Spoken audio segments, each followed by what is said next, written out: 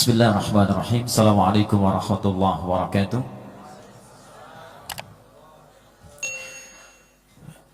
Alhamdulillahilladzi allafa baina qulubina fa asbahna bi ni'matihi ikhwana. Wassalatu wassalamu ala rasulillahilladzi istafahu rabbuna rahmatan lil alamin faj'alahu uswatan lin nasi ajma'in faqala laqad kana lakum fi rasulillahi uswatun hasanah. Allahumma salli wa sallim wa barik ala rasulika al-karim nabiyyika al-amin sayyidina Muhammadin wa ala alihi wa sahbihi wa ummatihi ila yaumiddin. Amma ba'd, fa ya ibadallah, usi nafsi wa iyyakum bi taqwallahi faqad faza al-muttaqun fala tamutunna illa wa antum muslimun. Faqala ta'ala ya ayyuhalladzina amanu taqullaha haqqa tuqatih wa la tamutunna illa wa antum muslimun. Saudara-saudariku dan pemirsa Akhir TV dimanapun Anda berada, alhamdulillah ini hari ketiga kita berjumpa untuk mengurai berbagai tuntunan syariat dalam agama kita. Dan tadi dibuka Masya Allah dengan bacaan Quran dari adinda kita Fikri. Saya sering mendengar anak-anak membaca Al-Quran lebih banyak di Indonesia dan Masya Allah cukup luar biasa. Tapi ini agak berbeda, perjuangan yang tidak mudah di tempat yang tidak sama, auranya juga tidak sama, ya, dan luar biasa. Semoga Allah muliakan Fikri juga orang tuanya, dan semoga Fikri bisa menggandeng ayah ibunya menuju surga yang terbaik insyaallah. Mana putranya?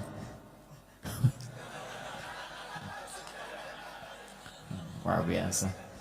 Baik. Mau rencananya berapa juz, Pak? Bisa dipanggil lu nggak anaknya? Ayo, Masya Allah. Cukuplah Muhammad Salah ya, yang memberikan duta dalam permainan bola. Si hafal insya Allah. Jadi top skor diberkahi dengan Roy Keane, ya, dan mungkin akan jadi juara insya Allah. Dekat-dekat ini Liverpool akan bertemu dengan Madrid. Pertarungan yang tidak mudah, tapi mudah-mudahan lah. Pelatihnya siapa nama Madrid dilatih oleh Zidane. Ya, kemudian Liverpool juga klub sebelumnya di Borussia Dortmund, lawan dari Bayern Munchen. Bayern Munchen diambil oleh Geoff Haykins setelah sebelumnya Carlo Ancelotti juga tidak bisa menghadirkan champion untuk dia. Calon pelatih sebelumnya juga di Madrid, bahkan sebelumnya lagi di Milan, sebelumnya di Chelsea, sebelum itu. Saya hafal, cuma saya nggak pernah nonton nih. Nggak ada kerjaan. Baik.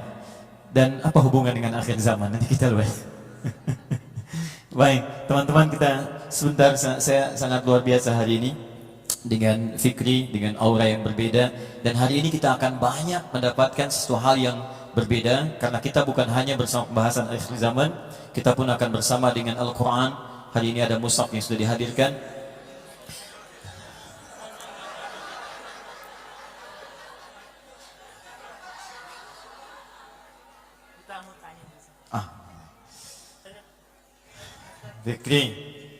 Fikri mau jadi apa? Oh, nggak tahu, Pak. Sama kayak Ubay. Ubay dari mana? Dari tadi. Baik, Fikri, tadi sudah hafal An-Naba ya? Ya. Alhamdulillah. Fikri mau hafal 30 juz nggak? Ya. Iya. Fikri, ini segini loh Fikri. 30 juz. Insya Allah mau dihafal? Ya. Siap ya? Baik. Bapaknya hafal An-Naba? Oh, baik ya. Fikri aja dulu. Fikri, Mas boleh minjem mic-nya, Mas? Maaf, pinjam mic-nya. Yang pegang mic hafalan apa? Fikri boleh pinjam. Fikri, kita bikin perjanjian. Buat perjanjian. Mau? Siap? Siap? Siap. Baik. Fikri menghafal Quran sampai selesai. Nanti kalau sudah selesai, kita berhaji. Siap ya? Baik, Mas, saya kasih hadiah 2.000 euro hari ini untuk persiapan hajinya, tapi hanya untuk hajinya Fikri. Jangan dipakai ongkos pulang. Juni mau pulang. Nanti setelah dia 30 juz baru saya lengkapi. Ini saya sudah siapkan. Saya tidak ada rencana, cuman saya masukkan uang ke sini. Ya, dan saya titipkan lewat Fikri. Jangan dikasih ayah ya.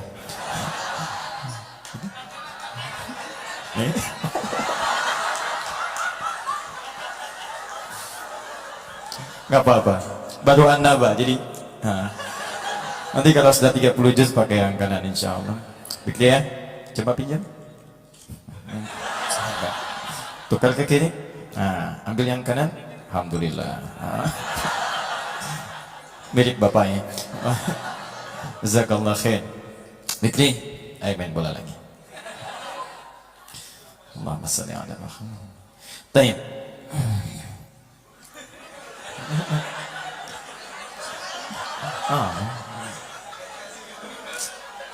Pintar bapaknya. Jangan dikasih bapak, kasih ibu. Allahumma shalli ala Muhammad. Baik. Hari ini kita mendapati materi yang telah teman-teman sampaikan tentang bagaimana menjalani kehidupan di akhir zaman. Saya ingin membuat satu gambaran dulu supaya pembahasan kita itu dipahami dengan baik. Kita punya tahapan-tahapan yang utuh sehingga tidak menghasilkan kesimpulan yang melompat.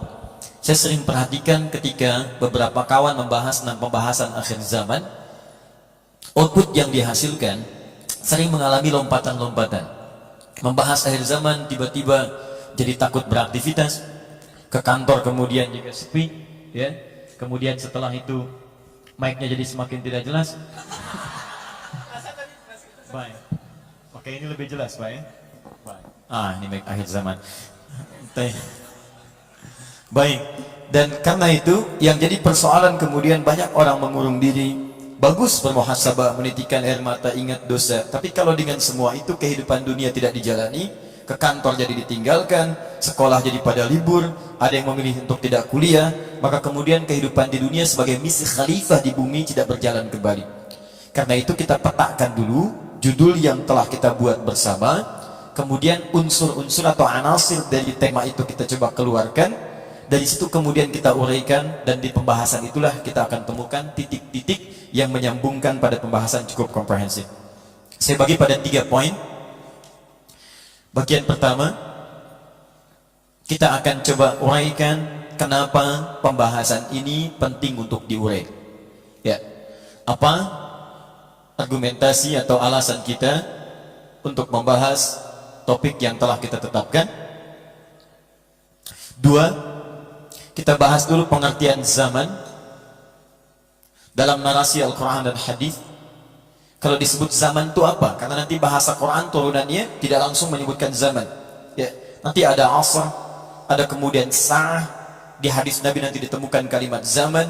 Nanti ada kata waktu. Apa perbedaan 4 istilah ini? Ya, setelah itu nanti kalau kita bicara zaman ini maksudnya. Kalau bicara sa'ah ini maksudnya. Kenapa di hadis Al-Bukhari nomor hadis 989 disebutkan ya taqarrabuz zaman, bukan tataqarrabus sa'ah. Tapi kenapa di hadis Muslim nomor hadis yang ke-8 ketika malaikat Jibril turun bertanya mata sa'ah, bukan mata zaman. Kenapa ada yaumul qiyamah? Kenapa ada malik yaumiddin? Kenapa ada yaumul akhir? Apa perbedaan di antara istilah-istilah ini? Baik, kemudian yang ketiga baru kita bahas tentang hal yang terkait berita-berita Nabi tentang kehidupan akhir zaman. Kalau sudah paham apa itu pengertian tentang zaman dan turunannya. Setelah itu poin yang keempat masuk pada bab yang keduanya adalah tentang bagaimana persiapan kita menghadapi tentang kehidupan akhir zaman yang dituntunkan oleh Nabi SAW.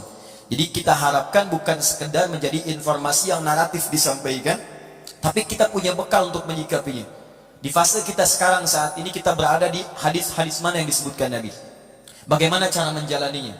Jangan-jangan yang paling yakin tentang ini justru bukan kita saat ini yang kita rasakan. Mungkin orang lain yang justru dalam hal keimanannya tidak sama dengan kita. Saya jalan-jalan ke Red House, bukan untuk jalan-jalan semata, tapi ingin melihat apa yang ada di dalamnya. Ternyata begitu melihat dari kejauhan, oh sudah punya persiapan luar biasa. Tadi kami dari Uni Hamburg, ya, kita ke sana. Saya masuk ke dalam salah satu fakultas di kampus yang bagiannya kita masuk divisi atau bagian orientalis. Kita lihat juga tempatnya, gambarnya, bahkan visinya dan seterusnya. Saya pikir korelasinya luar biasa. Kalau tarik lebih jauh lagi, itu lebih hebat lagi. Nanti saya kisahkan bagaimana seorang Frederick Barbarossa bisa dilantik tahun 1152, yang patungnya kemudian dipajang di Red House. Teman-teman yang Hamburg mungkin sudah pernah ke sana. Anda begitu melihat tengah-tengahnya, di atasnya kemudian ada 2 patung. Sebelah kanannya Frederick Barbarossa, kemudian sebelah kirinya Charles the Great. sebelah kanannya lagi diapit oleh 9 patung, sebelah kirinya 9 patung, 9 tambah 9 18, tambah 2 20. Di atasnya ada patung Yesus, kanan kiri, di atasnya lagi seorang perempuan. Ke dalam masuk 2 pintu, pintu pertama, pintu kedua. Sebelah pojoknya ada 7 kemudian tokoh di atasnya yang kemudian menjadikan rasi-rasi bintang yang jadi kemudian kepercayaan. Nah, apa gambaran dari semua itu? Apakah sekedar gedung atau ada visi yang ditanamkan? Dan itu akan membentuk karakter masyarakat yang Anda akan temui dalam kehidupan Anda di Jerman khususnya. Halo? Itu kurang lebih begitu ya. Nanti kita akan lihat. Nah, ini nanti cara kita ya menghadapi persoalan tantangan akhir zaman. Ini akan terkait erat nanti dengan aspek simulasi Al-Quran. Nanti kita tunjukkan bagaimana orang-orang di masa lalu mempersiapkan untuk masa depannya sampai kemudian jadi simbol yang mereka tanamkan bagi generasi setelahnya. Dan saripatinya itu mengambil dari sini. Kita lihat nanti perbedaannya. Saat orang Islam dihadirkan Quran seperti apa jadinya, saat meninggalkan seperti apa akibatnya, dan ketika ditinggalkan isi Qurannya, saripatinya diambil oleh orang lain dan dikembangkan dalam kehidupannya. Dan saya tidak suka kita mengutuk keberhasilan orang atau mengeluhkan ketidakmampuan diri sendiri. Yang ada, kita harus kemudian berubah jadi lebih baik dan kemudian bersaing dengan cara yang sehat dalam kehidupan dan mendakwahkan dalam Islam dengan penuh keindahan dalam kehidupan. Siap insyaallah? Baik, kita mulai bahasan kita ya. Baik, Ahmad. Ada menghapus ya. Baik. Ada Ahmad. Sudah hafal insyaallah? Jawabannya? Sudah. Sudah dipersiapkan insyaallah. Baik, saya siapkan 100 euro ya. Baik. Kalau salah, gantian. 1. Baik, bismillah. Maaf, saya mau tegaskan, saya datang ke sini bukan untuk minta apa-apa. Saya mencintai Anda. Kita keluarga. Saya datang supaya kita berbagi.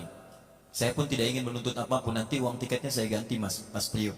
Ya saya ganti untuk 3 orang uang tiket. Saya tidak ingin ngambil apapun dari sini. Saya ingin sesuatu kita bisa berbagi, kita memberi. Anda berjuang luar biasa. Anda yang dari Swedia, dari mana-mana, dan Anda berhak mendapatkan pengetahuan yang baik. Zalim saya kalau datang ke sini tidak memberikan hak Anda.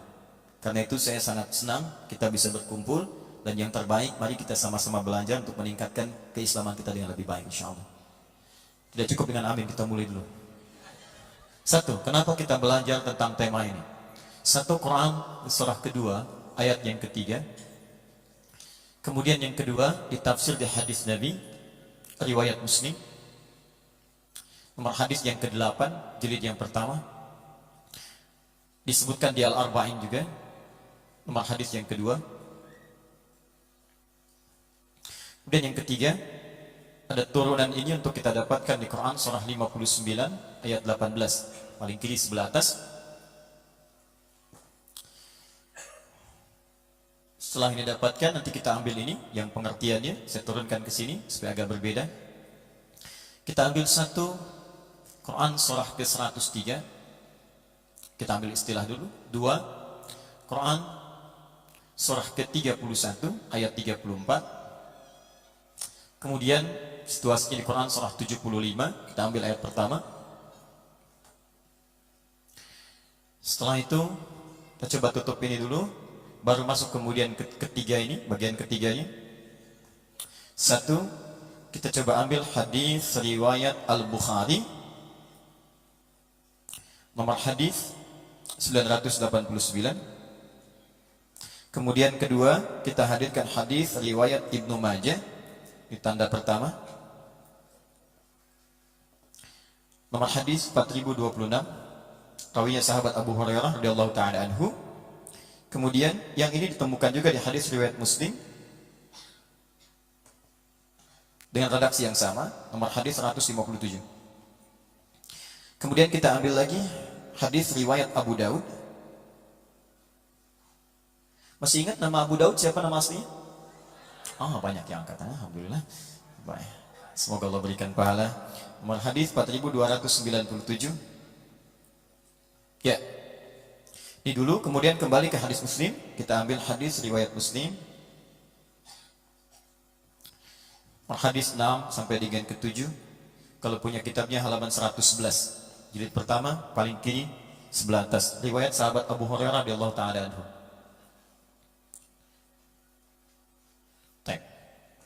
Ini dulu saya kira. Nanti untuk bahasan yang ini kita selesaikan ini dulu. Ini pun kurang lebih ada 2 jam bisa kita ulas. Nanti baru kita pindah ke sini. Kita sampai jam berapa insya Allah? 1:30 ya untuk sesi pertama. Baik, setelah itu kita sambungkan kembali. Kita mulai bagian pertama dulu. Apa argumentasi yang bisa disampaikan untuk pembahasan kita pada kesempatan kali ini? Kenapa kita mesti belajar tentang hadis-hadis atau berita-berita kehidupan akhir zaman? Pertama, Quran surah ke-2 Al-Baqarah ayat yang ketiga, paling kiri pertengahan. Alladzina yu'minuna bil ghaib wa yuqimuna as-salat.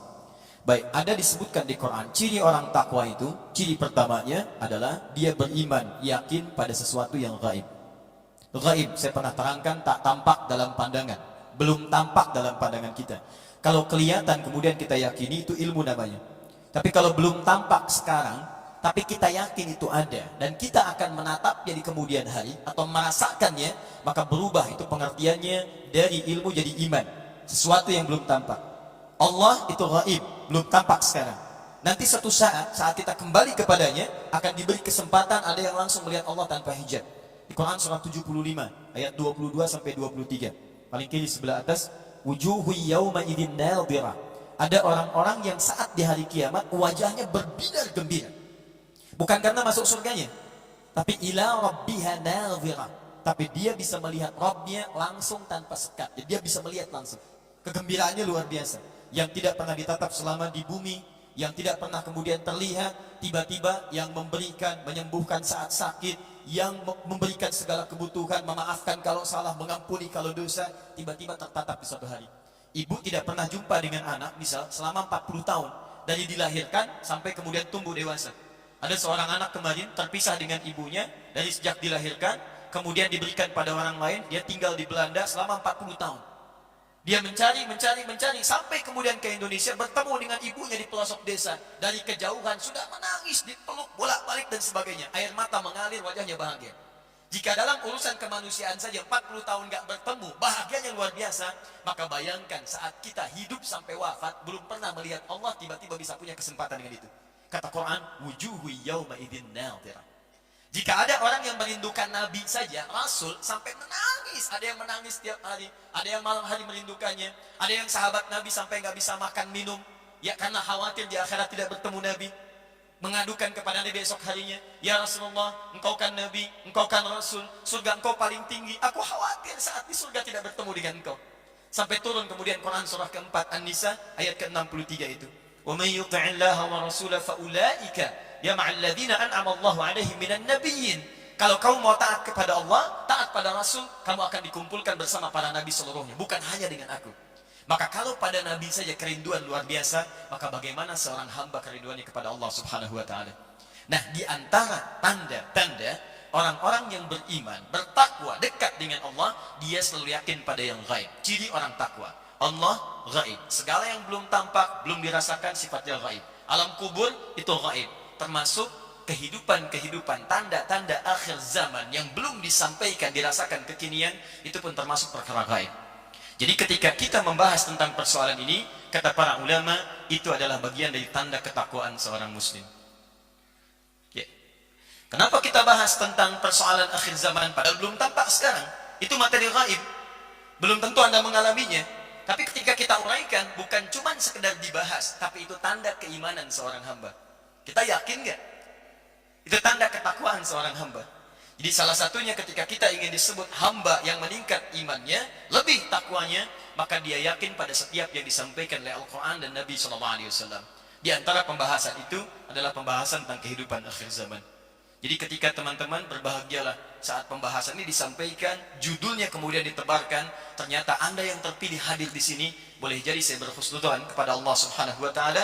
Disitulah kemudian Allah ingin mengangkat keimanan ketakwaan kita di hadapan Allah Subhanahu wa taala. Ini poin yang pertama. Berbahagialah teman-teman karena tidak semua orang bisa membahas tentang persoalan ini. Ya. Dan kalau Allah sudah kumpulkan Anda, lalu digerakkan, diringankan langkah Anda, Allah ingin naikkan dan Anda belum mau berubah juga, pulang dari sini masih tidak ada perubahan, pulang dari sini masih kurang iman.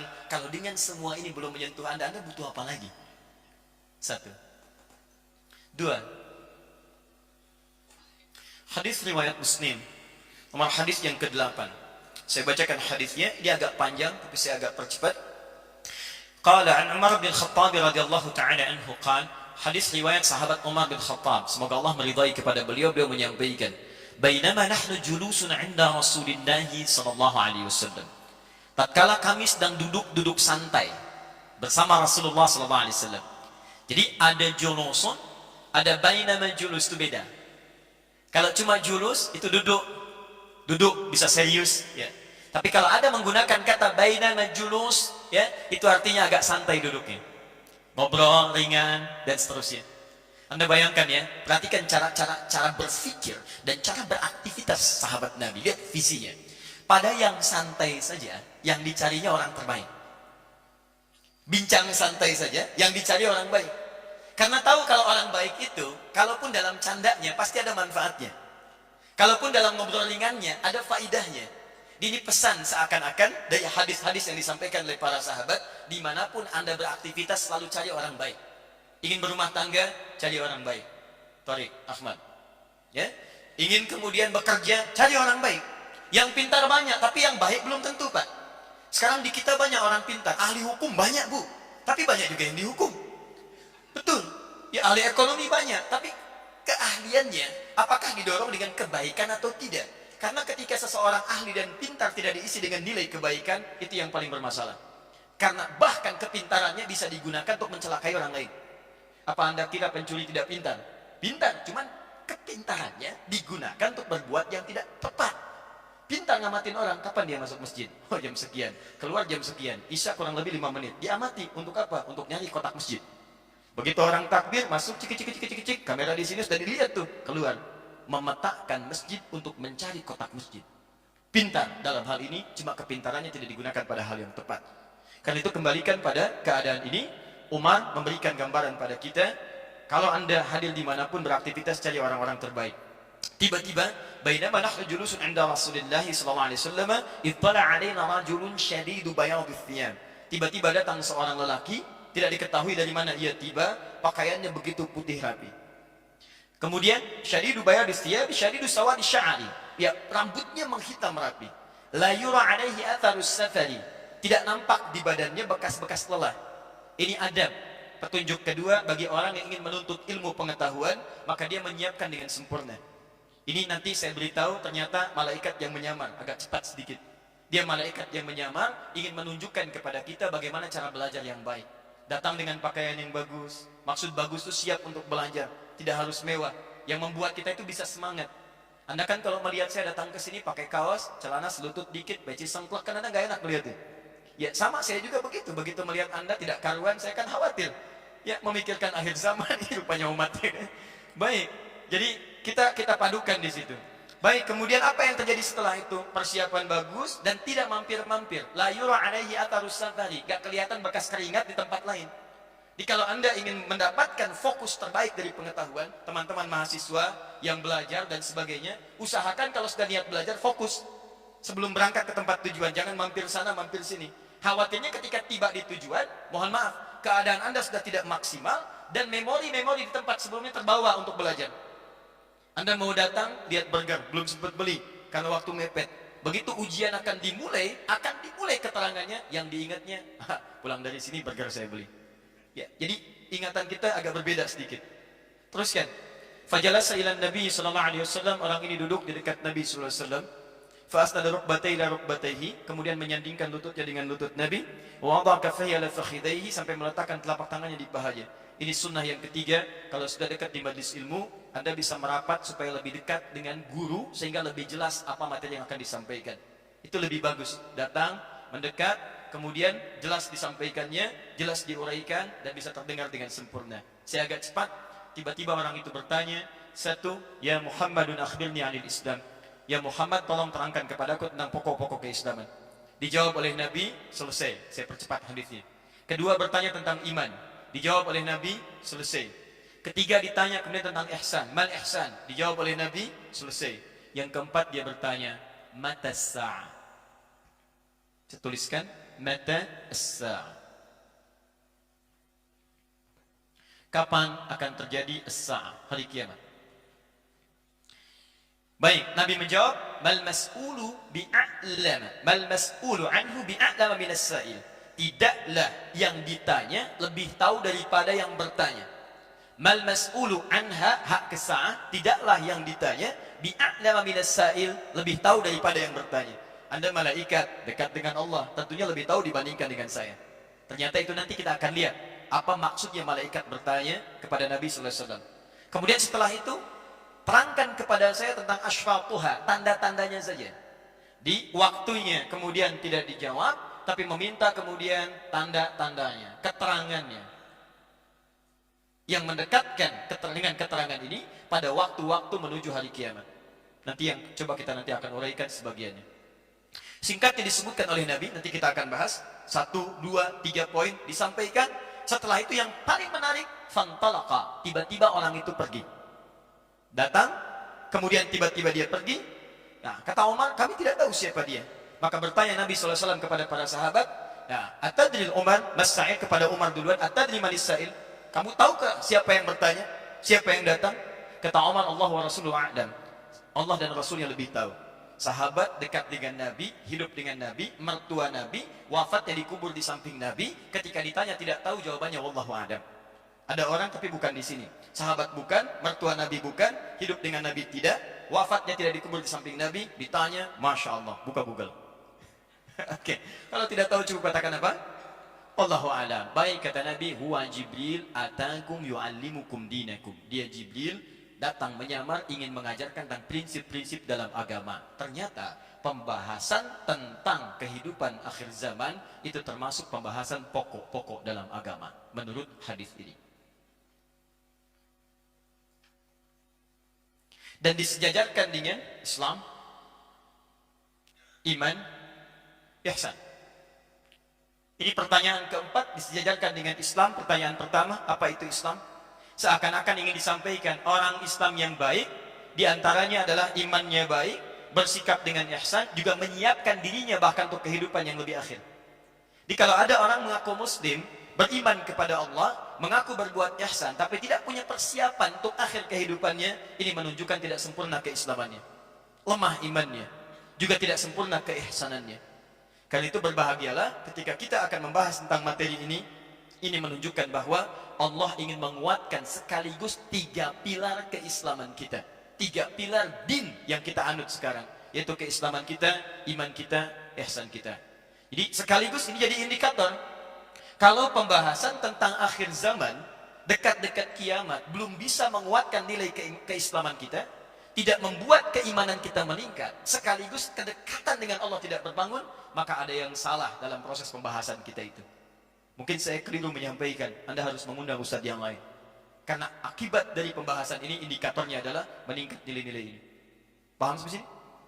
Tanya. 3. Quran surah 59 ayat 18. Kita agak lebih jauh lagi. Ini seperti sederhana ya, tapi ini poin pentingnya. Dan ingat baik-baik, setiap yang saya ulas di awal, itu akan terkorelasi sampai pertengahan dan akhir bahasan. Seperti pembahasan yang lalu. Baik, 3.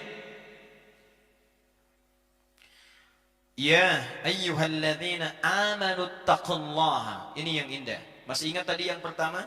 Ciri orang takwa beriman kepada yang gaib. Baik, di antara yang gaib itu adalah tentang kehidupan akhir zaman. Ketika dia membahas itu menandakan keimanan yang meningkat termasuk orang takwa. Sekarang di ayat ini tanda iman dan takwa disatukan menjadi satu bagian. Ayatnya menyatukan ciri iman dan takwa. Ya ayyuhalladzina amanu taqullaha wal tanzur nafsum ma qaddamat lighad. Ini ciri iman plus takwa dipadukan dengan 3 bagian ini. Sekarang 2 poin ini disatukan jadi satu. Iman plus takwa.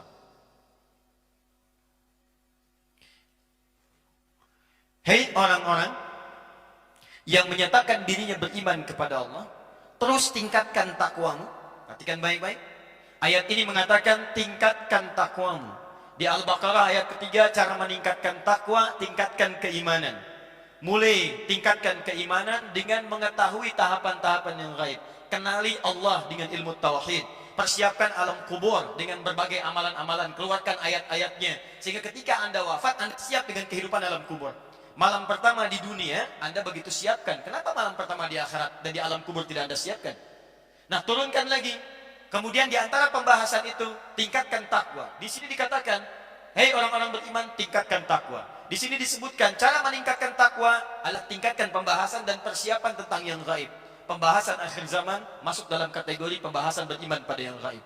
Jadi ketika Anda mendapati ayat ini mengatakan tingkatkan takwa, turunannya 115 kali kalimat takwa disebutkan di Quran. Di antara turunannya membahas tentang materi kita ini. Tapi ketika Anda diminta membahasnya, perhatikan visi Al-Quran. Wal tanzur nafsum ma qaddamat lighad. Menyiapkan nilai takwa ini, visinya bangun bukan hanya sampai urusan dunia, sampai alam ghad. Ketika tidak menggunakan alif lam, itu maknanya masa yang cukup jauh. Para ulama memberikan penafsiran, ghad di sini maksudnya sampai kembali kepada Allah Subhanahu wa taala. Sampai kiamat, plus kiamat sampai ke surga. Lihat sini. Visi orang beriman itu saat dia hidup, dia akan mencari bekal dengan takwa. Takwa disebutkan 115 kali dibagi dua bagian. Ada yang terkait dengan hablum minallah, ada yang terkait dengan hablum minan nas. Yang ini hubungan dengan Allah, bentuknya salat, baca Al-Quran, dan seterusnya.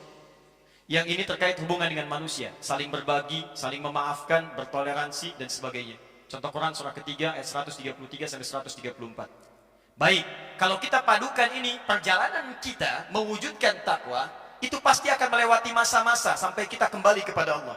Nah, orang beriman yang bagus itu, ketika dia menerapkan takwa, bukan cuma dia siapkan untuk kehidupan dia di dunia, tapi dia siapkan visinya sampai ke alam kuburnya, sampai kiamatnya, sampai dengan mendapatkan surga yang dia harapkan. Lihat baik-baik, visi yang dia bahas untuk mewujudkan nilai ini, dia arahkan petanya sampai mendapatkan surganya. Dan mustahil orang bisa mendapatkan surga kecuali melalui proses akhir kehidupan yang disebut dengan pembahasan akhir zaman ini. Jadi kalau bertanya, kenapa kemudian Anda membahas tentang kehidupan akhir zaman? Supaya kita mempersiapkan peta hidup kita sampai kembali kepada Allah Subhanahu wa taala. Jangan-jangan kita siapkan menuju akhirat, untuk kiamat saja belum siap. Jangan-jangan untuk kiamat, untuk meninggal saja belum siap. Karena kiamat terkecil adalah kiamat untuk meninggalnya bagi seseorang. Jangan pikir yang besar-besar, ini bumi digoncang, wah gunung naik. Sebelum mengalami itu Anda meninggal duluan. Sementara persiapan meninggal Anda belum pernah disiapkan. Paham ya? Baik. Jelas sampai sini? Kenapa kita belajar tentang ini? Satu, untuk meningkatkan keimanan kita kepada Allah. Yang kedua, menguatkan pokok agama kita. Dan yang ketiga, ini yang paling penting, pembahasan akhir zaman, kata Al-Quran, akan memberikan peta kehidupan yang jelas bagi kita. Orang yang paham tentang peta hidupnya, maka dia akan mudah menjalani kehidupannya. Anda yang tidak paham tentang peta hidup, maka akan kesulitan menjalaninya. Karena itu ada seorang sahabat bernama Hudzaifah bin Al-Yamani. Itu agak beda dengan sahabat lain. Kalau yang lain bertanya yang baik-baik, kalau Hudzaifah bertanya yang sebaliknya. Yang lain berkata, ya Rasulullah, bagaimana surga? Kata Hudzaifah, bagaimana neraka? Ya Rasulullah, bagaimana nikmat kubur? Kata Hudzaifah, bagaimana siksa kubur? Yang lain protes, saya Hudzaifah, kenapa nanya selalu beda? Kami nanya surga, kamu nanya neraka. Kami nanya nikmat kubur, kamu pengennya siksa kubur. Kata Hudzaifah, kalau orang ingin mendapatkan surga, semua orang pengen. Tapi apakah semua yang ingin itu paham jalan-jalan menuju surga? Kalau kita tidak pernah mengetahui tentang neraka, jangan-jangan pengen ke surga tapi bisa terpeleset dalam neraka. Anda yang tidak tahu jalan ke sini, bahwa di sebagian jalan ada lubangnya, ada yang licinnya, tidak tahu di mana tepatnya lubang dan licinnya, besar kemungkinan Anda bisa tergelincir dalamnya. Karena itulah teman-teman, orang yang tidak menyiapkan pembahasan sampai dengan akhir zamannya, maaf, dia belum tentu punya peta kehidupannya. Dan saya masuk sedikit sebelum ke sini, saya mau berikan gambaran ya. Sekarang orang yang paling yakin dengan ini, itu orang-orang Yahudi. Orang Yahudi, sampai mereka menyiapkan sampai pohon korkotnya dan sebagainya. Tapi yang paling menarik, saya mau ngambil dekat-dekat yang Hamburg dulu. Saya ambil kisah sedikit ya. Oke. Boleh dihapus? Boleh. Ahmad, Masya Allah. Sediman. Pemirsa, ini Ahmad yang kemarin berjumpa dengan kita ya. Hari ini Ahmad tampil lebih rapi dan luar biasa. Barangkali akan lebih menambah performa Ahmad dengan lebih baik ya. Masya Allah. Ahmad, jazakallah. Pemirsa, Ahmad masih sama dengan yang kemarin, statusnya masih belum menikah. Mudah-mudahan dengan menghafalkan Al-Quran, Ahmad mendapatkan yang terbaik. Ya, sebelum kiamat kurang 2 hari.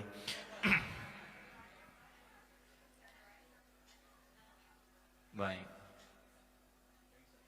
Ya. Jazakallah khair. menghapus demi 100 euro.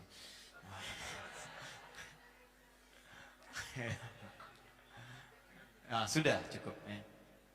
Nah, saya mau cerita sebentar. Saya mau gambarkan bagaimana visi saudara-saudari kita di Jerman itu cukup luar biasa. Walaupun mungkin cara kita menyikapinya bisa berbeda.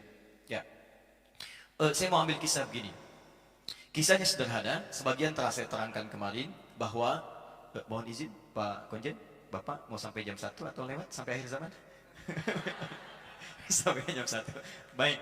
Jadi teman-teman sekalian, Quran diturunkan di masa Nabi SAW. Nabi lahir tahun berapa? Kurang lebih 571 Masehi. Diangkat jadi Rasul usia berapa tahun? 40 tahun.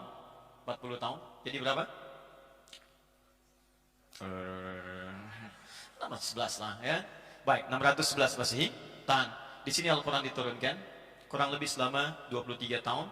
Tambah 23, jadi berapa? 634 kurang lebih. 634 tahun 634 Masehi sempurna kemudian Quran diturunkan di masyarakat jahiliyah. Saya agak cepat sedikit ya. Saat diturunkan sempurna ini berubahlah kemudian sifat jahiliyah jadi khairu ummah yang kemarin saya terangkan. Quran surah ketiga ayat 110 paling kiri sebelah atas, kuntum khairu ummah. Tiba-tiba ini bisa mengalahkan Romawi, menaklukkan Persia. Menyebarlah kemudian nilai Islam sampai kemana-mana. Singkatnya kemudian sampai ke bawah ke Spanyol tahun 711 Masehi. Islam sudah melewati ke Afrika Utara, gubernurnya dipimpin oleh Musa bin Nusair. Itu Afrika Utara. Di Afrika itu utara, sekarang yang negaranya banyak, dari mulai, Mesir, Libya, Tunisia, Maroko, Aljazair, ya sampai nyebrang sedikit nanti ke Perancis, dari Libya nyebrang sedikit sampai ke Italia dan seterusnya. Itu dulu, itu provinsi Pak, Afrika Utara. Gubernurnya namanya Musa bin Nusair. Maka ada orang-orang Andalusia minta bantuan pada Musa bin Nusair dibebaskan dari kekejaman Raja Rodrik. Raja Rodrik luar biasa kejamnya pada saat itu. Rakyat diminta bantuan supaya dibebaskan. Jadi nggak ada ekspansi penjajahan orang Islam ke Spanyol. Yang ada permintaan orang Spanyol minta dibantu. Maka dikirim kemudian Tariq bin Ziyad. Tariq bin Ziyad dengan 7.000 pasukan. Kemudian mulai datang ke sana. Ya sampai kemudian diserat yang disebut kemudian dengan Jabal Tariq. Orang sana menyebutnya dengan Gibraltar. Kemudian beliau disitu berpidato. Kemudian terjadi pertempuran di daerah namanya Kabah. Di situ kemudian berpidato sebelumnya, bakar semua kapalnya. Siapa yang mau syahid ada di depan. Siapa yang mau meninggal biasa silakan berenang kembali.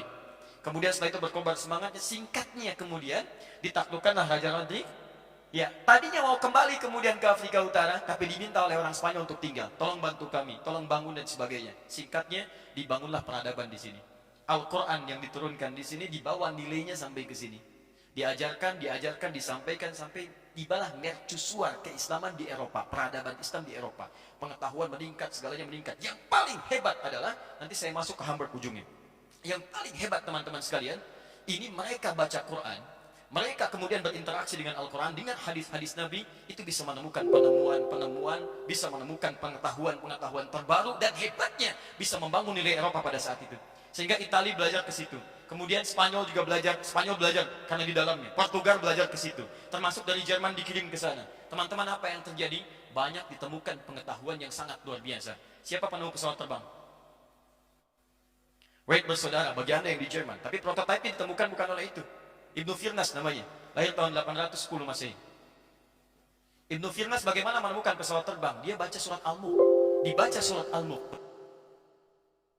Begitu dibaca surat Al-Mulk, Allahu Akbar, masuk ayat 17, 18, 19. Wat-tayra shafati wa yaqbidna ma yumsikuhunna illa rahman.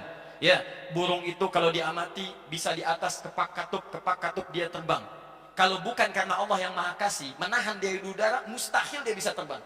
Begitu diamati, berarti bukan karena burungnya bisa terbang, karena Allah kemudian memberikan kuasa burung bisa bertahan di udara. Bagaimana caranya? Diamati, lihat sayapnya. Ada rumus di Qurannya, kepak katup dilihat, dimodifikasi, dibuatlah kemudian contoh-contoh model sayap pada saat itu, dipakaikan tangan kanannya, tangan kirinya, dibikin prototipe pada saat itu. Naik kemudian dia ke menara yang tinggi, mulai terbang, pertama jatuh, bikin lagi, jatuh lagi, sempurnakan lagi, Masya Allah terbang 20 menit. Jatuh, cedera, meninggal. Ya, baik. Tapi hasil dari situ kemudian menemukan satu penemuan yang luar biasa. Dan kelak kemudian hanya akan dikembangkan oleh seorang lagi pakar dari Turki, Muslim juga. Poin saya adalah dia baca Al-Mulk kemudian menemukan apa? Menemukan prototipe pesawat terbang. Ada lagi yang lain, Jabir ibn Hayyan. Taib, Jabir ibn Hayyan baca Al-Quran, Quran surah ke-57 Al-Hadid teman-teman sekalian, ayat 25, wa anzalna al-hadid sampai 26-nya. Begitu dibaca penasaran, ini kok ada berita kayak besi itu beda unsurnya. Dibawa ke rumahnya, masuk ke laboratorium sederhananya, dianalisis oleh beliau sampai menemukan apa yang disebut dengan atom kemudian hari. Dan hebatnya sampai sekarang tanda untuk atom sama persis dengan bilangan-bilangan Qurannya. Bukankah nomor atom besi ferum, Fe, F besar, E kecil adalah nomor 26? Ya kan? Ferum nomor 26. Bukankah 26 ini punya 4 isotop? Isotop 55, 56, 57, 58 untuk menjaga keseimbangan atomnya. Mana yang paling stabil? 57. 57, surah ke-57 ayat ke-26. Sampai hari ini. Diteruskan sampai ketemu John Dalton dikembangkan. Anda harusnya lebih hebat daripada saya tentang masalah itu. Ya, ini poinnya teman-teman sekalian. Ada di sini. Yang hebat lagi, kembangkan lagi. Ibnu Sina. Anda kenal Ibnu Sina? Ayo, kenal di mana? Luar biasa. Avicenna. Baca Quran, dikembangkan interaksi dengan Quran. Apa yang terjadi? Ketemu lagi pembahasan-pembahasan. Buat kedokteran, Kapital Selekta yang dikenal dengan Al-Qanun fi Tibb tentang masalah fisik, Asy-Syifa tentang metafisiknya. Tapi yang paling hebat, kitabnya Al-Basair, meneliti malaikat ketika membaca surah Al-Ma'arij, dipadukan dengan surah 32 saja ayat yang kelima, menganalisis malaikat bolak-balik seharinya 1000 tahun, bolak-balik malaikat diciptakan dari cahaya, dianalisis cahaya bolak-balik, dihitung pecahan desimalnya, ditemukan penelitiannya oleh Einstein di kemudian hari, dikenal dengan teori E sama dengan MC kuadrat. Banyak dibahas. Hebat lagi, bahkan penelitian jahiliyah tentang teori irama pada saat itu, rumusnya 16, dikenal dengan Bahar. 16 rumus. Dulu dikenal dengan rumus syair, ilmunya ilmu arud kekinian. Ada tawil, ada rajas, ada madid. Tawilun lahudun al-bukhuri fadailu, fa'ulun mafa'ilun. Rajas mustafilun. Madid mufa'alatun fa'ilatun. Masuk masa Islam, dianalisis, berubah teman-teman. Jadi cabang pengetahuan. Ini berubah jadi nazam. Nazam ini digunakan yang tadinya ini untuk musik, digunakan untuk menambah nilai pengetahuan. Masuklah alfiyah. Cara merumuskan rumus-rumus syair, tapi untuk menguasai teori bahasa Arab. 1002 bait. Muncul kemudian Alfiyah Ibnu Malik. Kalamun lafdun mufidun kastaqim wa sunafidun thumma harfun lil kalim wa hiduhu qawlu am wa qimatun biha kalamun qad yu'am bil jarri wat tanwini wan nida wa al musallin ismi tamidun hasal bitafa'ati atat wa ya'if andi wa nulik balanna fi'lun jali. Masuk ada teorinya alfiyah, hadisnya As-Suyuti. Ada alfiyahnya untuk di ilmu qiraat, semua keilmuan. Yang hebat, orang-orang barat datang belajar ke situ, selesai dari situ dibawalah kemudian pengetahuan itu keluar, diterangkan lagi. Tapi sayang, mohon maaf, orang-orang Islam pada saat itu sudah bertahan hebat luar biasa, tapi di awal abad ke-12 mereka lupa. Terjadilah apa yang disyaratkan Nabi oleh tanda-tanda kehidupan akhir zaman. Nanti hadisnya kita sebutkan, ketika berlaku itu, Qur'annya ditinggalkan, hadisnya dijauhi, kehidupan ini mulai terjadi, prediksi Nabi yang telah disampaikan sebelumnya, ini tidak dijaga dengan kuat.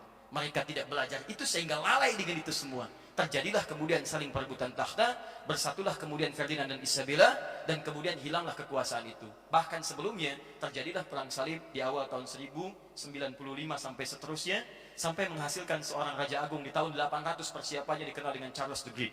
Charles the Great kemudian dibaiat, ya pada saat itu dia kemudian menjadi Bapak Eropa. Bapak Eropa dikembangkan sampai muncullah menyebar tahun 1152, dinobatkanlah seorang bernama Frederick Barbarossa untuk dinobatkan sebagai raja di bagian Eropa, dan kemudian ditahbiskan oleh Adrianus yang keempat di Aachen, kemudian diberikan mahkota sampailah dia di Hamburg, dan jadilah kemudian dipajang sebagai Bapak Jerman, masuk di Red House pada saat ini, sebelah kanan posisinya. Tahun 1155 dia datang ke Italia meluaskan wilayahnya untuk ekspansi, dan dikenal dengan si janggut merah. Luar biasa, dan berjanggut pada saat itu nggak ada masalah, nggak ada hubungan dengan teroris dan sebagainya. Jadi ya, Bapak Jerman itu berjanggut. Ya, dan sekarang banyak yang berjanggut karena masalah. Lionel Messi berjanggut. Dan ketika dia berjanggut, banyak memasukkan golnya. Luar biasa ya. Jadi rupanya janggut berkorelasi dengan peningkatan kejeniusan mencetak gol. Sergio Ramos berjanggut. Sejak dia berjanggut, semakin pede dia men-tackle orang lain. Ya, Muhammad Salah berjanggut. Dia kan ada masalah gitu ya. Halo. Ini kembali. Nah, maksud saya, ketika ini selesai, terjadi tahun perjanjian Tordesillas tahun 1492, dibagi dunia pada dua bagian oleh Paus Alexander yang ke-6. Ya, kemudian Portugal dia mendapatkan bagian timur, Spanyol bagian barat, penyebar keduanya. Saat menyebar itulah teman-teman sekalian, fokus kepada 3 bagian utama. Mereka mengekspansi untuk mendapatkan glory kemenangan, Mereka kemudian mencari sesuatu hal untuk didapatkan gold, emas, rempah-rempah dan sebagainya, dan terakhir menyebarkan misi. Ditebarkanlah kemudian misi yang baru, menyebar kemudian berjauhan, dan terakhir bagaimana caranya umat Islam itu tidak bangkit kembali dengan kembali kepada nilai-nilai Qurannya. Akhirnya dibuatlah sebuah divisi khusus dinamakan dengan orientalis. Orientalis ini membuat kampus-kampus dari orang-orang yang pernah belajar sebelumnya kepada masa Islam. Ditempatkanlah di daerah-daerah sekutu itu. Ada yang kemudian di Paris, ada yang di Jerman, ada yang kemudian di Italia, ada sebagian tempat sampai menyebar kemudian sekarang ada di Rusia, di Amerika, di Belanda dan seterusnya. Anda tahu apa yang terjadi? Itu dimintakan supaya ini tetap maju, yang ini kemudian untuk menenggelamkan umat Islam sehingga dia tidak sadar kembali dengan nilai-nilai Al-Quran yang telah diajarkan termasuk akhir kehidupan akhir zaman. Dan saat Anda masuk ke Red House itu, Anda akan melihat 20 patung terdiri dari koalisi yang pernah menampilkan nilai sejarah ini. Disitulah kemudian Anda bisa melihat bagaimana pasukan yang dipimpin oleh tadi, Barbarosanya, samping kanannya Anda melihat misinya, samping kesananya lagi Anda melihat orientalisnya. Dari situ kemudian dibuat kampus-kampus termasuk Uni Hamburg dan sebagainya dengan bagian dari turunan-turunan fakultasnya. Maka jangan heran kalau Anda di Eropa menemukan orientalis. Kalau pemikirannya masuk ke situ, kalau ada misi yang sangat kuat, itu tidak ada masalah. Kita jangan mengeluhkan dan mencela itu, karena memang itu yang mereka telah lakukan dan mereka telah rencanakan. Persoalannya adalah, jangan Anda kutuk hal semacam itu. Yang kita harus lakukan menampilkan nilai Islam yang terbaik kekinian. Pelajari lagi, pelajari lagi, pelajari lagi.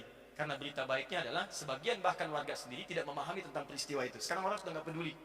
Ya, dan saatnya kita menampilkan wajah Islam yang terbaik. Saya tidak menginginkan ada orang berkelahi satu dengan yang lainnya, singgung masa ini, singgung masa tidak. Sekarang saatnya kita belajar kembali tentang bagaimana menata hidup lebih baik. Dan kita hadirkan nilai keislaman. Beda, ternyata Islam tidak kasar. Ternyata Islam bukan tampil dengan pedang dan sebagainya. Tampilkan wajah Islam yang terbaik, yang dengan itu insya Allah Islam lebih bisa diterima bahkan meluas di Eropa. Siap insya Allah? Ya, dan hari ini saya menatap teman-teman untuk mewujudkan cita-cita itu. Salah satunya dengan mempelajari tentang pembahasan kita saat ini. Tapi saya mau titipkan satu pesan. Ketika mereka mendapatkan ini semua, inilah yang dijadikan tolak ukur pengetahuan di masa kini. Termasuk masih ingat tadi, ilmunya ilmu arud, 16 turunan, dijadikan kemudian nazam, dan di nazam ketika diambil oleh barat, kembali lagi kemudian kepada teori musik. Jahiliyah musik, sekarang kembali lagi kepada teori musik. Jadilah kemudian alat-alat yang dipakai sekarang. Ada piano, ada gitar, dan turunannya. Itu notasinya dari Islam. Diambil, dimodifikasi. C, D, E, F, G, B, C, G, B, C, D, F, G, D, F, G, A, B, C, D, A, B, C, D, F, G, A, F, G, A, B, C, D, E, B, C, D, F, G, A, B, F, G, A, B, C, D, A, B, C, A, B, C, A, B, C, itu rumusnya. Tapi saya nggak bisa main. Nah. Ya, kalau punya rezeki, main ke Melbourne di Australia. Anda datang ke situ ada Islamic Museum. Pertanyaannya begini, mobilnya dari sini. Ini di sini museumnya. Anda harus lewat dulu ke sini, masuknya dari sini. Lebih bagus masuk dari belakang, ini ada lapangan parkirnya. Parkir ke sini, masuk lewat sini, ini lebih cepat.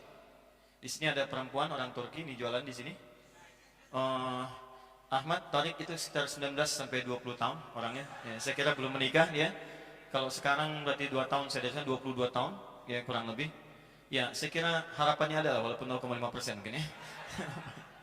Lurus ke sini masuk. Jangan naik tangga, tapi lurus ke sini. Begitu Anda lurus, di sini kurang lebih 10 meter, di sini ada ruangan khusus untuk memamerkan hasil-hasil kemegahan umat Islam saat ada di Andalus. Ada prototipe pesawat terbang di atasnya, ada kemudian hologramnya Ibnu Sina, dan seterusnya sampai ada papan catur, ada ini, ada itu. Inilah hasil kejayaan di masa lalu yang dihadirkan dari sumber Al-Quran dengan pemetaan yang jelas disampaikan. Nah sekarang kita ingin menghadirkan nilai Quran dan hadis ini pada bimbingan di masa kita sekarang dan menjelang masa-masa ke depan dengan persiapan akhir zaman. Apa ayatnya, apa hadisnya, dan bagaimana kita menampilkan kejayaan itu kembali dan bisa hidup berdampingan dengan saudara-saudari kita bahkan yang tidak beriman. Itu poinnya. Ya karena dulu saat maju, orang Yahudi tinggal berdampingan, orang Nasrani tinggal berdampingan. Islam menampilkan akhlak yang sangat mulia. Gak ada kemudian hal yang buruk terjadi, kecuali orang yang berinisiatif untuk menciptakan keburukan. Nah sekarang teman-teman sekalian, ada poin untuk mewujudkan itu khususnya dimulai dari Anda di Eropa. Kita turunkan ayatnya, kita bahas hadisnya, dan mudah-mudahan Allah memberikan kesepakatan pada kita, memberikan taufik untuk menghadirkan nilai Islam yang terbaik di masa kini insyaAllah. Itulah mukaddimahnya, kita baru akan mulai sekarang. Boleh dihapus? Masya Allah Ahmad. Sejak mendengar gadis Turki ada semangat. Luar biasa. Tapi di Australia Ahmad. Oh tidak, belum. Kita masih ada berapa menit ke Tuhan? 15 menit. Kita teruskan dulu ya. Teruskan dulu insya Allah. Nanti di akhir saya berikan bonus untuk kita belajar menghafal Quran. Ya, nanti kita berikan cara cepat menghafal Quran, insya Allah dalam 30 hari 30 juz. Jangan ketawa dulu. Tidak, kita coba dulu. Kita coba. Ada yang kita sampaikan, ada anak-anak yang dari nol, Bu. Dari nol, 27 hari hafal. Ada yang 25 hari. Dan seterusnya. Nanti kita akan coba lihat. Nanti saya tunjukkan pada Anda, kita itu orang hebat sebetulnya. Nanti saya tunjukkan bagaimana kurang dari 5 menit kita bisa hafal 5 ayat dengan nomornya, dengan halamannya, dengan posisinya dan sebagainya. Baik, kita mulai ya. Bismillah. Kita mulai dengan bagian ini dulu, pengertian. Kehidupan akhir zaman. Apa itu zaman? Dalam bahasa Arab, waktu dibagi 3 bagian. Waktu itu dari bahasa Arab, al-waqt. 1, 2, 3. Ada yang disebut dengan pertama az-zaman, saya turunkan dulu. Ini kalau mau panjang ininya, kalau mau dipendekin jadi pendek, az-zaman bisa begini. Kemudian yang kedua ada al-asr. Yang ketiga ada as-sa'ah. As-sa'ah, sa'atun, sa'ah. Ini kita turunkan di hadis Al-Bukhari, ini saya tuliskan nomor hadis 989. Dalam Al-Quran, satu surah, Quran surah ke-103.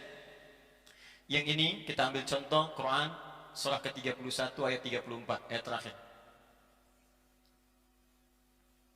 Saya ingin kita paham akarnya dulu ya. Jadi kalau nanti membahas tentang peristiwa akhir zaman, yang dimaksud mana? Apakah sa'ah atau asr atau zaman?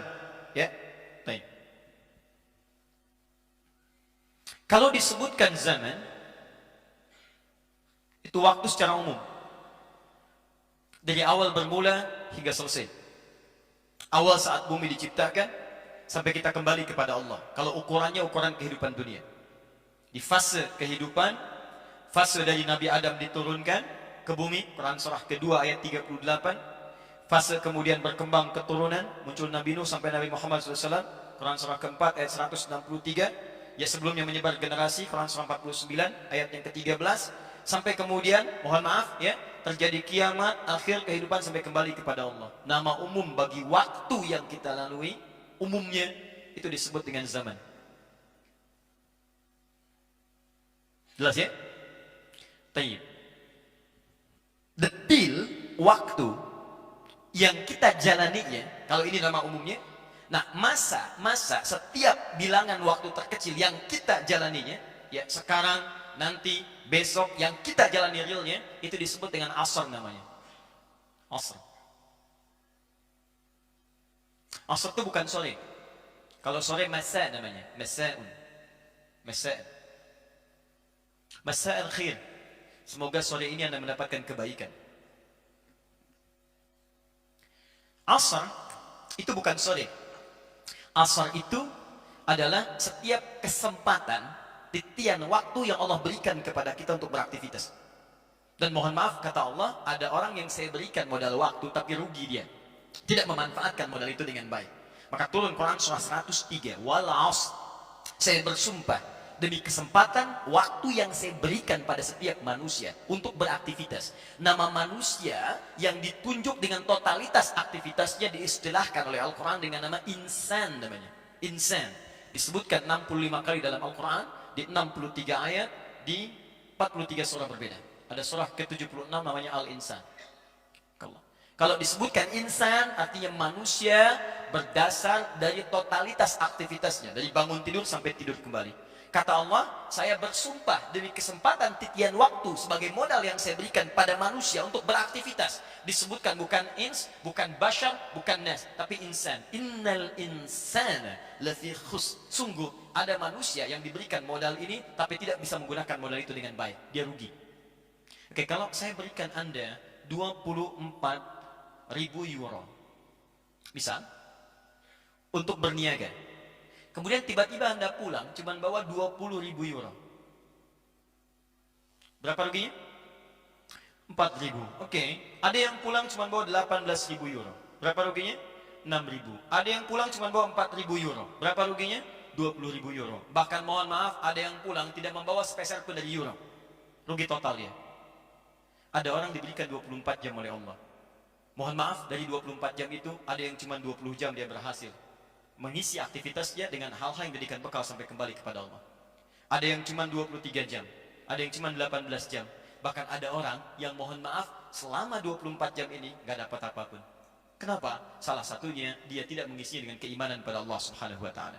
Makanya modal pertama, innal insana lafi khus illa alladziina amanu, iman dulu wa amilus shalihat. Tapi poinnya asal adalah setiap titian waktu kesempatan yang kita alami yang diberikan oleh Allah Subhanahu wa taala. Jadi kalau ada orang hidup tanpa iman selama hidupnya, itu dalam pandangan kita sebagai muslim itu rugi. Rugi karena dia tidak punya bekal untuk pulang. Ingat ya, bekal akhirat beda dengan dunia. Akhirat hukumnya lain dengan dunia. Karena hukumnya berbeda, bekalnya pun tidak sama.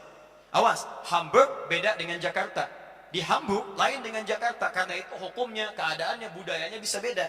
Ya, ke Indonesia misalnya masuk lewat Jakarta, visa agak gampang.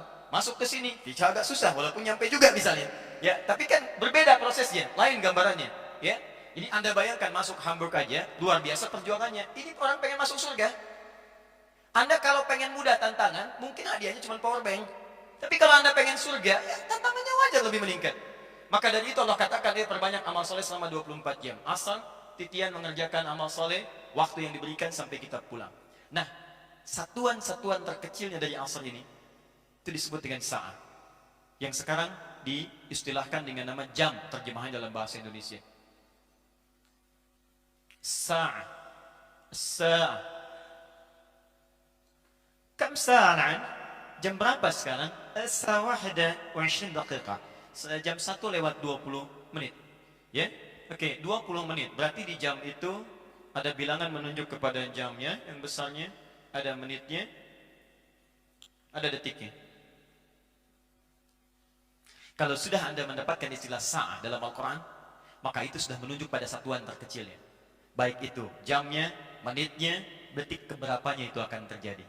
Paham? Nah, sekarang lihat baik-baik. Kalau Anda menemukan redaksi dalam Al-Quran ataupun hadis, hal-hal terkait dengan pembahasan akhir zaman, selama Anda menemukan kalimat dengan menggunakan kata zaman, itu artinya yang dibahas masih perjalanannya secara umum, belum kepada detil waktunya terjadi. Tapi kalau Anda sudah menemukan pembahasan tentang kalimat yang menggunakan kata sa'ah, itu artinya waktunya akan lebih dekat kepada waktu-waktu kejadiannya. Jelas ya? Baik, karena itu kita akan keluarkan bagaimana penjelasan dalam Al-Quran dan hadis terkait dengan pembahasan akhir zaman, dari mulai zaman sampai dengan kesah. Jelas di sini? Baik, ini rumus cepatnya yang saya sampaikan. Karena nanti ketika Anda menemukan di hadis misalnya mata sa'ah, maka yang dimaksud kejadian kiamatnya.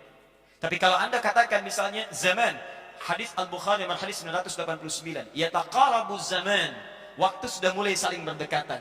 Ini belum datang kiamatnya. Tapi Nabi menggambarkan nanti akan terjadi zaman semakin dekat ke akhir kehidupan.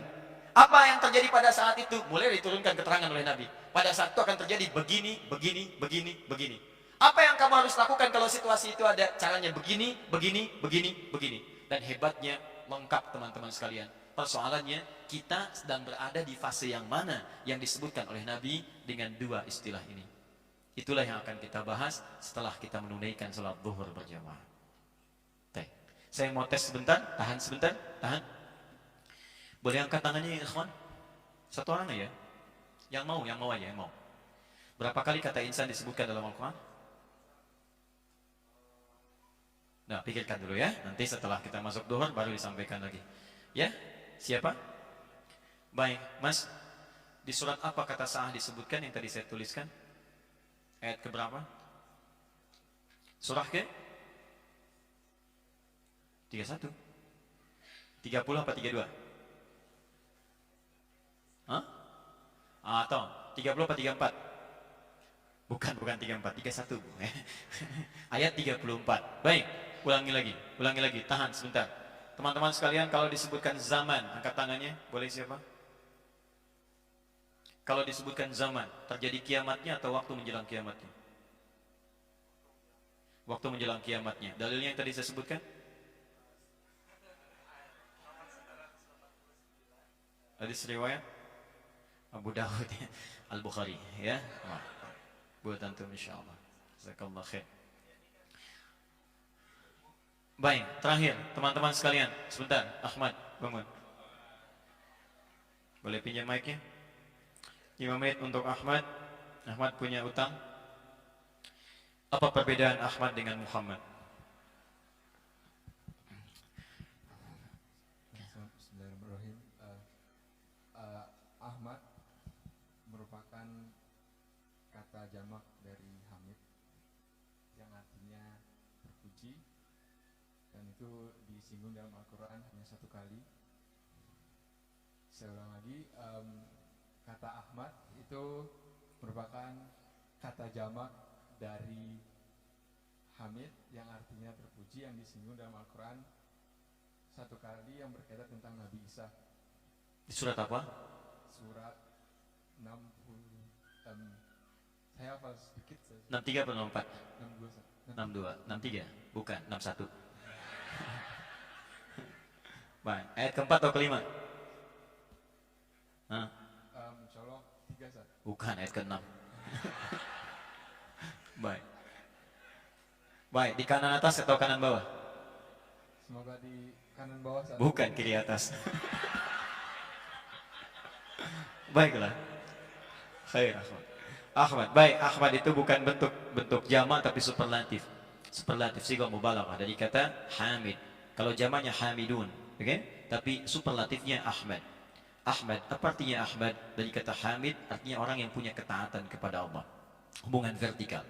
Rajin, walaupun ahli surga tapi rajin misalnya tahajud. Nah, kalau cuma 1 kali itu disebut Hamid. Tapi kalau berkali-kali itu disuperlatifkan dengan nama Ahmad. Artinya Nabi Isa ingin mengatakan bahwa bukan saya Nabi terakhir. Karena di ramalan kitab dulu ada yang menyebutkan Nabi terakhir itu diduga Nabi Isa. Karena beliau punya sifat-sifat yang digambarkan pada sifat sebelumnya. Nabi terakhir itu punya kasih sayang yang sangat kuat. Baik kepada, mohon maaf, manusia, hewan, bahkan tumbuhan. Nabi Isa punya sifat itu. Jadi sifat kasihnya itu dalam. Bahkan ajarannya ajaran kasih. Ya, ajaran kasih. Begitu disampaikan pernah lewat kemudian di satu, maaf ya, pinggir sungai yang kotor. Di situ ada, mohon maaf sebesar-besarnya, ada bangkai satu binatang. Ada bangkai anjing di situ. Muridnya menutup hidungnya mengatakan, guru ini bau sekali bangkainya. Kata Nabi Isa, lihat putih sekali giginya. Anda bisa bayangkan. Kemudian muridnya berkata, guru kenapa Anda berkata begitu? Kata Nabi Isa, begitulah manusia. Apa yang ia pikirkan, itu yang akan keluar di lisannya. Kalau pikirannya kotor, keluarlah yang kotor. Sepanjang kau pikirkan yang baik tentang hewan itu, maka kau akan keluar hal-hal baik dalam lisannya. Itu baik, maka muridnya menduga ini Nabi terakhir. Kata Nabi Isa, bukan saya Nabi terakhir. Nabi terakhir lebih daripada saya. Dia juga punya sifat baik terhadap manusia, pada hewan, bahkan pada tumbuhan. Saking hebatnya, dalam keadaan marah, dia melarang umatnya untuk mencabut tanaman. Bahkan dalam peperangan, jangan lukai, jangan injak rumput, jangan cabut taman-tamanan. Bahkan dalam keadaan menyembelih hewan, dia katakan jangan lukai hewannya, tajamkan kemudian pisaunya. Makanya teman-teman ketika akan menyembelih, sunnahnya tajamkan. Dan jangan menajamkan pisau di depan hewannya. Kandidat selanjutnya, ayo siap-siap, ya, itu nggak boleh. Ya, jauhkan. Baik ya, dan hebatnya terlebih kepada manusia. Maka disebutkanlah dengan nama itu, hubungan dengan manusia disebut dengan Mahmud. Mahmud, kalau superlatif disebut dengan Muhammad. 4 kali disebutkan dalam Al-Quran. Quran surah 3 ayat 144, Quran surah 33 ayat ke-40, Quran surah ke-47 dengan namanya ayat kedua, dan Quran surah ke-48 ayat 29. Maka disebutlah dengan nama Ahmad untuk mengatakan ini beda dari saya. Ini lebih, walaupun baik dengan manusia, tapi tidak menghalangi hubungannya dengan Allah yang sangat luar biasa yang tidak dikerjakan oleh Rasulullah sebelumnya.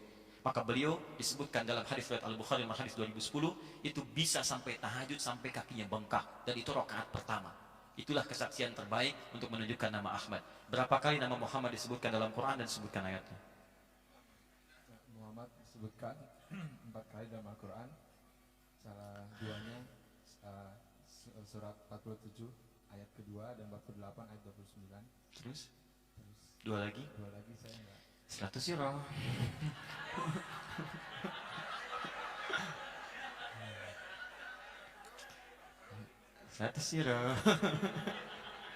Lumayan buat mahar. Baru 2. Boleh tanya teman, telepon kawan bagi 2. Surat Al-Fatihah terakhir. Al-Fatihah yang terakhir. Ayo cari sampai kiamat kurang 2 hari gak akan ketemu kamu. Baik Ahmad, saya tetap berikan 100 euro dengan mushaf, insyaallah semoga Ahmad jadi penghafal Quran. Jazakallah khair. Makasih banyak. Kita jeda sebentar teman-teman, tunaikan salat zuhur dulu, dan dengan itu mudah-mudahan Allah berkahi kajian kita insyaallah. Subhanakallahumma bihamdika asyhadu an la ilaha illa anta astaghfiruka wa atubu ilaik. Assalamualaikum warahmatullahi wabarakatuh.